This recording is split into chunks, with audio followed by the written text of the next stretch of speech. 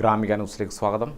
സംസ്ഥാനത്ത് ആദ്യമായി കേന്ദ്ര കാലാവസ്ഥാ നിരീക്ഷണ കേന്ദ്രം ഉഷ്ണതരംഗം പ്രഖ്യാപിച്ചതിന് പിന്നാലെ മാഹി പന്തക്കലിൽ സൂര്യാഘാത മരണം. കിണറിൻ്റെ പണിക്കിടെ സൂര്യാഘാതമേറ്റ് ചികിത്സയിലായിരുന്ന പന്തക്കൽ സ്വദേശി ഉടുമ്പിൻ്റെ അവിടെ മതയമ്പത്ത് EM വിശ്വനാഥനാണ് കണ്ണൂരിലെ സ്വകാര്യ ആശുപത്രിയിൽ ചികിത്സയിലിരിക്കെ മരിച്ചത്. 26-ാം തീയതിയാണ് 53-കാരനായ വിശ്വനാഥന് സൂര്യാഘാതമേറ്റത്. നെടുമ്പ്രത്ത് സ്വകാര്യ വ്യക്തിയുടെ വീട്ടുവളപ്പിൽ കിണറിന്റെ പണി പുരോഗമിക്കുന്നതിനിടെയാണ് വിശ്വനാഥന് സൂര്യാഘാതമേറ്റത്. വിശ്വനാഥനും മറ്റും 3 തൊഴിലാളികളും ചേർന്ന് കുഴിച്ച കിണറ്റിൽ വെള്ളവും കണ്ടിരുന്നു.